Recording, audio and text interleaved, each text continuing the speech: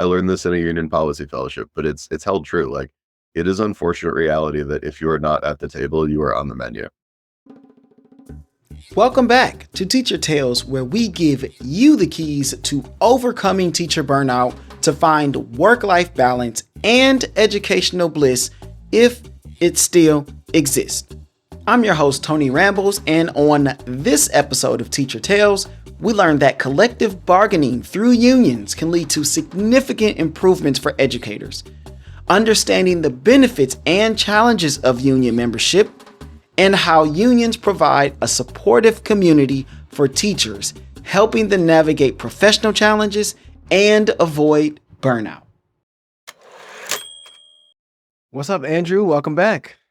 Hey, it's good to be here, Tony. Thank you.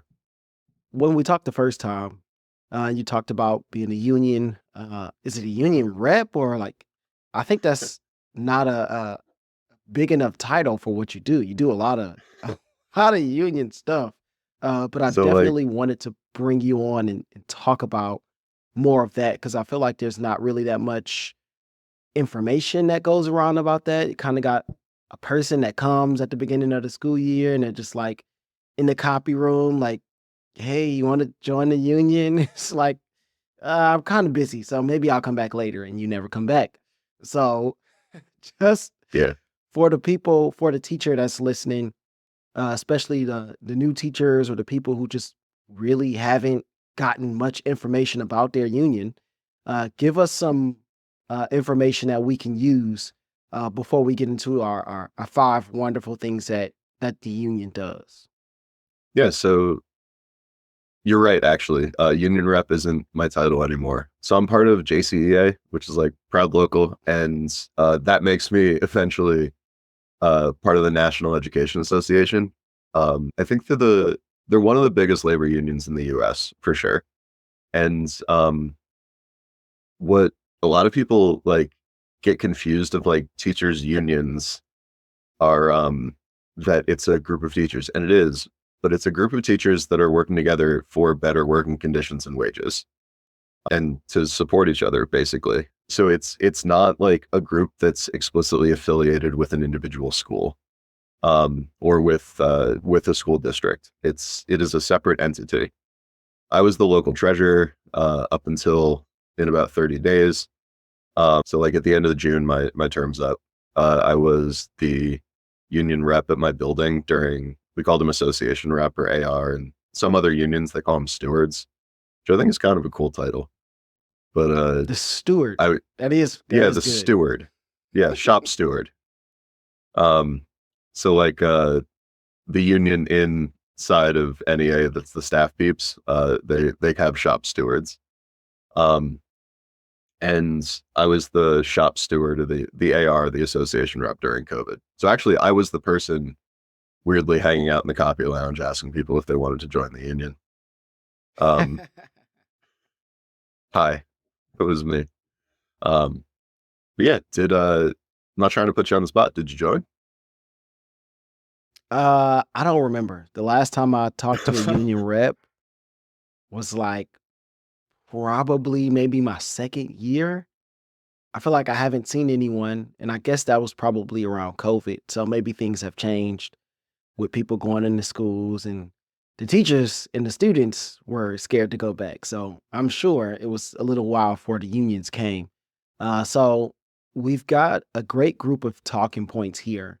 And I think we should start with whichever one you want to start with. You put this great list together. And so let's trust our judgment of our union guy here. Sounds good. So unions do a lot of stuff. Basically, any teacher who's had to go and tell their principal no knows that kind of fear that comes with that. There's just an anxiety that comes around of saying no to your boss. There's a kind of anxiety that comes around of being asked over and over again to do undoable things in a way that just is not it's just not possible. But it doesn't seem like there's a way out. Existence. Yeah, exactly. Teaching is not a job you can do alone, and it's not a job that, and but it is a job that will be defined for us if we're not at the table helping to make those decisions. So, I guess the first, like, and this is not, what's important is this is not true in every state. There was a Supreme Court case a few years ago that took away the ability for everybody to be part of a union. But also before that, there's been states that are right to work states. But the most significant thing that teachers unions do is collective bargaining. It's where you negotiate your contracts that gives you better pay, benefits, working conditions, etc. So what are some things, because when I think of unions and collective bargaining, I automatically think of sports. So NFL, Yeah. NBA, because that stuff is in the news and I'm a sports guy.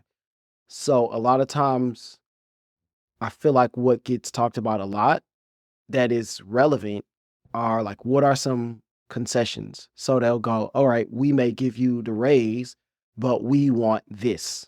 So what does that look like for teachers unions in school districts? So that's why it's really important to be a part of your union and show up, because that gives you a voice in being there. And it's I learned this in a union policy fellowship, but it's held true. Like, it is unfortunate reality that if you are not at the table, you are on the menu. So, like, the Wow. teachers union is there because if we're not there at the table, we're not part of the decisions that are made about us at all. So Mhm. it's different, at least so each school district or state or whoever's the negotiating power on management side can, and the district can, sorry, and the union can kind of determine how that works. So in more traditional bargaining, you might talk general concessions, general, like, money first, um, Mhm. because of the way budgets work, because a lot of budgets are dependent on the state. We usually start with like language that doesn't have a financial impact. Um, so this year we're one of the first unions I'm aware, or teachers unions I'm aware of. Like, we have in our contract a right to be out as gay. Like, that's a thing we won this year. Um, Even though, like, unfortunately state laws can change, right? Fortunately federal laws can change. So we wanted to codify that in our contract because we've had teachers who have been targeted by members of the community. So we wanted to make sure that the working conditions were safe in that way. Yeah, we had, man, Okay. we had one dude who, we had one parent who just like got into a school saying he was volunteering as a classroom, and then found the teacher's room and started taking pictures of him and like yelling at him. It was weird. So like Wow. we wanted, That's yeah. For that's a I lot. teach in Colorado. Yeah, it is a lot. There was we had another teacher who a group of parents, they refer to themselves as MX, and they had a group of parents opt their children out of art and demand that they be able to kick the teacher out of their room for a big part of the day to teach their own children art. It was just, The gall of some of yeah, these people. they got real mad when the district rightfully told them no. Like, your kids aren't going to learn art, and that's what you wanted. Um, Right. Get out yeah, of here. it was real strange. So that's like, so we moved from, stuff that doesn't have a financial cost but is important. And that's the thing, by the way, the district didn't like fight us on that. They thought what they wanted to figure out was how to make it happen. That's why it's important for to be at the table, because when these Yeah. decisions are getting made and you're not there, you're like, all right, well, we just do whatever we think without Yeah. knowing what the people that are being affected think. So yeah, Yeah. very important. Yeah. It's like, and it's not a malicious thing. Like, it's, even a lot of the district people I've met aren't malicious. It's Mhm. just like, it's a decision that you make it on the best information you can for the best outcome for Right. as many people as you can. But like, you don't know. There's just ignorance gaps in there. Yeah. So one of the things that I think about when I think about a union and representation is when people get in trouble. So Yeah. usually Yeah. it involves students and parents.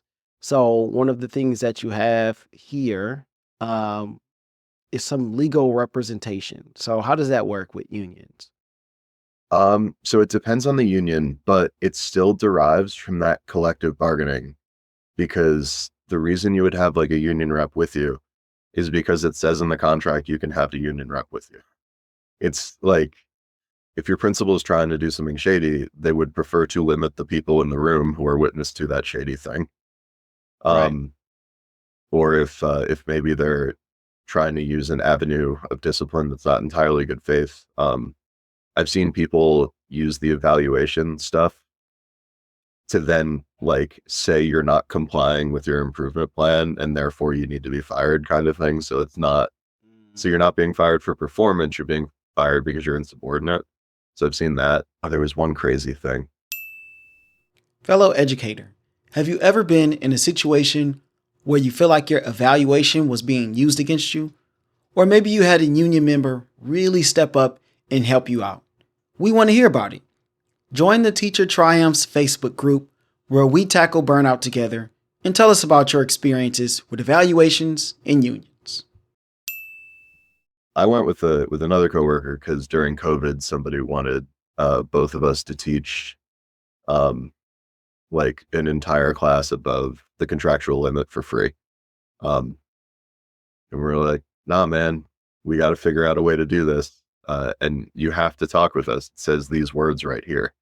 So it's a lot. The reason you would have representation is to make sure that like the process is um that whatever due process is in your contract is respected. And that's why like Right. I was the guy who like the union staff people are really good, but they're paid with member dues.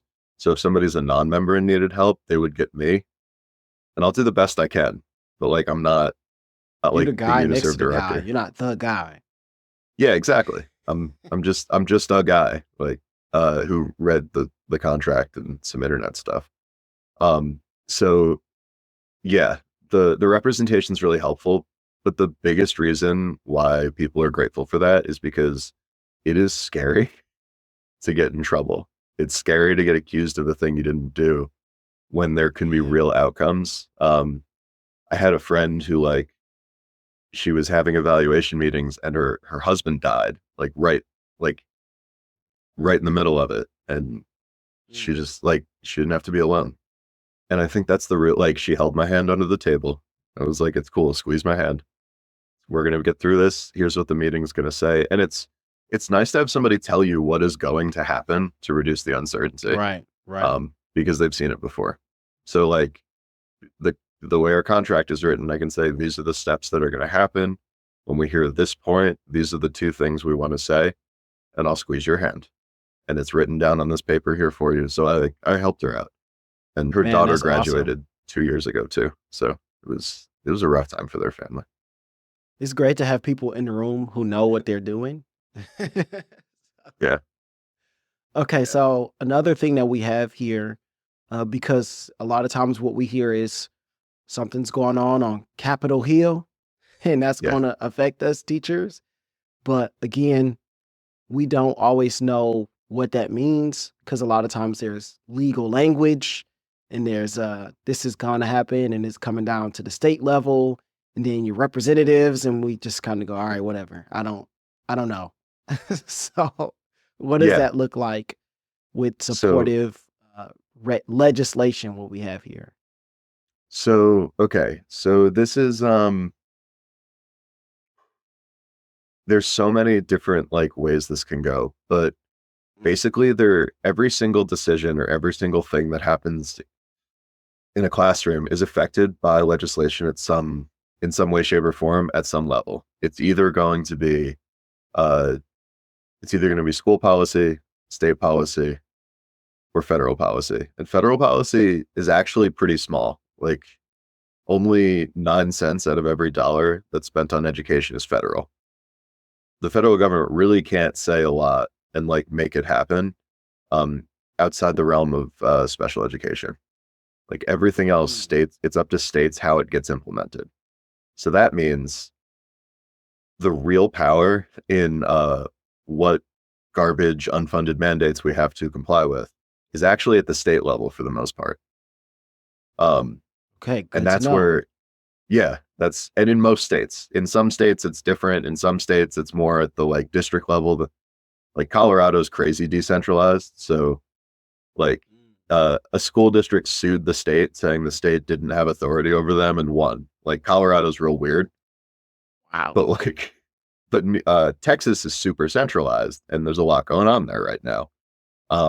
Florida, super centralized, a lot going on there. Georgia, super centralized. Like, so what your state union will have is they will have basically every rep's number. Because like state legislators, state board members, local board, you could just call them if you have their number and say, hi, this is me. You can just email them and they'll get back to you a lot. Like, they're not like US senators where they're traveled with a group of armed thugs. They're not thugs, sorry. Personnel. My bad. That's just one time because I got pushed. It's fine. But or like the governor will have like a security. They're not traveling with security. They're just like that's representative to tone. But like, yeah, that's Brianna. We had coffee and she came to our drag fundraiser. So your state union's going to have these relationships that let you have direct, honest, and frank conversations with the policymakers about what will be the effect of that bill. They also, a big part of like organizing is just teaching people, and we're teachers. Education. So, yeah. So every time, what was one last year? This one comes up. Concealed carry for teachers comes up every single year in Colorado. Every single year, it's in this one committee. How does that work out? It doesn't, because it's never passed, because we testify about it every year. So we don't have it, which is very fortunate, because there's like one teacher I worked with who I would trust to have a gun, and she wouldn't want it, and that's why I would trust her. Wow. That's a variable that it's just, I think, a bridge too far. Oh yeah, no, When we every talk about time people having guns in school. there's a lot of people in Colorado, because like Columbine happened here, they got a lot of feelings about school resource officers, but like it's a terrible idea. There's just too much risk for tiny reward. So let's go to, I think, the biggest thing here, which is probably going to be number 6 on our list. Yeah. Compensation I made a big and list. benefits. Yeah. How does that work? Take us inside the room when those kind of Okay. conversations start to happen. Okay. So I'll take compensation, and just for my district. So the way compensation in my district works is, in our contract years ago, we negotiated a benefits advisory committee so that we would have members from classified staff, teaching staff, and school-based administrative staff in the room, talking with the people who like figure out what the healthcare plans are going to say, figure out what to offer, figure out like what we only have like 2 options from vision plans and one company. So figure out like which company you're going to go with. Do they have coverage? Stuff like that. How high is the deductible? Things like that. So this way now, year long, they have a meeting about once a month. I think they meet over the summer too, but they spend the year like figuring out like where are we at with these contracts with different insurance providers, right? They handle, and they give input into direct with the superintendent and school board about what they should do. So the first thing the school board hears, and they're guaranteed meetings with the school board too. So they hear from teachers what we want the benefits to look for based on the conversations that they've been having with admin and with the classified employees all year. And we try real hard to get in tight with the classified employees. And honestly, like the school-based admin are usually aligned pretty closely too, because like everybody needs healthcare. Yeah. So that happens year round. And then in Colorado, there's a law that says you have to talk money every year. So we do, So then we also do that throughout the regular bargaining process. So our first proposal out of the gate, often, if healthcare is important to our members, and it's been really important the last few years, our first proposal out of the gate was for like changing the healthcare so that families weren't getting price gouged by the insurance companies anymore. And the reason we thought we had a good shot was because the benefits advisory committee had been working that for a whole year leading up to that point to like set this up. So we proposed a plan where the district would take more of the family's cost so that more families could actually use the plan, so that there'd be more children on it, so that the whole risk pool would be lower. So like we've been in the room for 8 months now, and we've identified the cascading effect this could have. That's the first plan. And then the district ignored us until after the deadline that they imposed fit. So then we took a labor relations law route. So we filed what's called the grievance, because we have in our contract like just certain things you're supposed to do when it comes to specifically the negotiations process. And then we won that grievance. Of course. And so the district proposed a counter offer, because they had not given answer, they had not bargained in good faith, and they had dragged their feet or stalled, whether on purpose or not, doesn't matter. So they were going to stick everybody with about an $80 a month benefits increase without any talk about it. And a labor relations arbiter thought that was not okay. So their next proposal proposed that they absorb the entire cost of the benefits increase.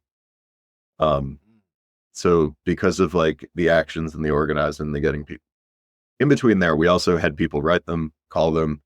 We did some schedule email stuff. Simple things like everybody wore a button on a day at a time and place. Walk into bargaining. We had a rally outside of a school board meeting once. That actually went really well. We did that with our sister, the union, the classified employees. So like throughout all of this, it feels like a small win, but we basically won everybody $80 more a month, and a written guarantee that the district would start implementing a plan where they absorb more of the cost of the family plan starting not next fiscal year, but the year after that. So, man, that's so we got, good. yeah. But again, like it is not, if every person had to do this for themselves, nobody would get as good a deal. Like nobody would, because there's some things that just collectively, like, and in solidarity, Strength we in will get more numbers. of. Yeah. And that's the real power of a union, is it comes from the people who join and the people who show up. So like, please don't leave that union rep alone in the copy room. Ask them to help you make copies. He'll do it. They'll do it. Like, as they just want to talk to you about, like, just ask them what's going on, Drew, I appreciate you coming on talking about unions and how they work and the things that we can expect, at least in your experience, and what that looks like in Colorado. And I'm sure a lot of this stuff has some overlap. It may look a little different, but there's definitely some things that we can do being a part of a union and what that looks like for each teacher. So thanks for coming on. Happy to. The most important thing is if you just go to your union rep and ask, like, what's going on and how can I help? And like, you'll find out all the rest. But that person, or just email that local office. You go to their website, there's enough, like, just shoot them an email. They will get back to you. They want help. And ultimately it's helping you. That is our episode for today. Of course, I'll have more teacher tales for you all next Monday and Thursday, where I'll talk about a little bit of PD, and we have an excellent interview for you with one of my coworkers, Mamu.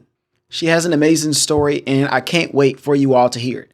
But before we get out of here, remember, a deeper understanding of how unions can advocate for better working conditions and resources directly impact your daily teaching experience. Also, there are success stories and not so successful stories from union efforts, but if you want things to change, get involved. The union is only as strong as the support that it gets. And ultimately, everybody wins. There has to be checks and balances for both the people in charge and the people who are not in charge. Because you loved this episode and you want more teacher tips on burnout and time management, join our Facebook group, Teacher Triumphs Overcoming Burnout. This is where we share applicable strategies and encourage each other on the journey through education. Until next time, keep teaching, keep learning, and I will see you all on the next journey.